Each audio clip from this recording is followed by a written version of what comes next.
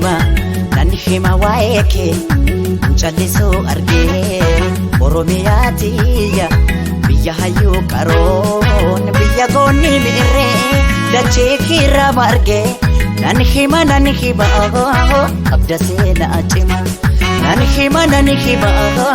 qabda seena acima nan hima waeke jallisu arge Oromiyaatiya biyya hayyu qaroon biyya goonni mirre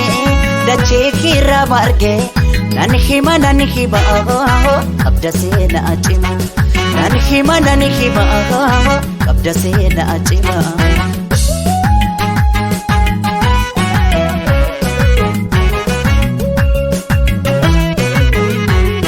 kan sitti baqatees kan sirraa dhalatees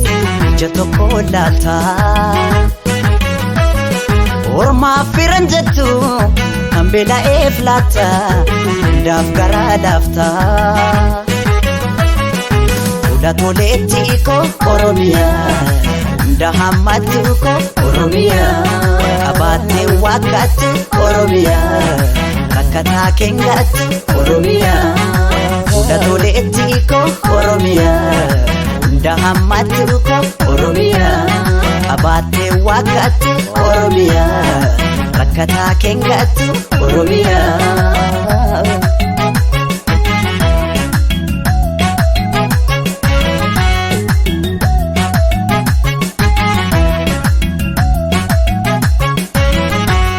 kanii noore qabu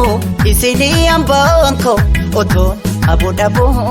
maaf ta'e carraanko kutaa dhaabamanti maaliif wali qoqqoodu ilmaan haadha tokko maaliif waliin ooddu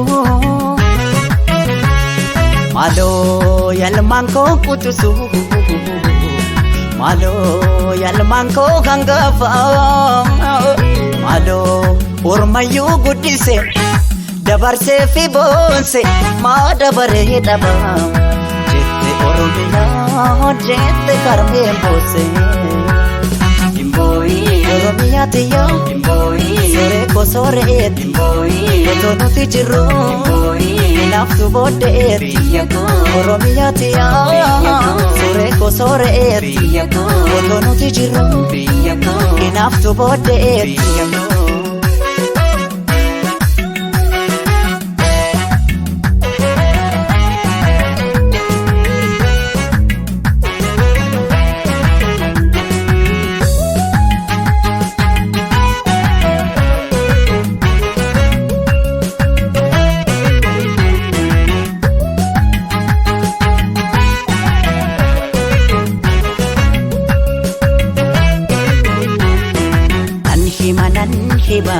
nan hima waeke jallisu arge Oromiyaatiya biyya hayyu qaroon biyya goonni mirre dachee kirra marge nan hima qabda seena acima nan hima qabda seena acima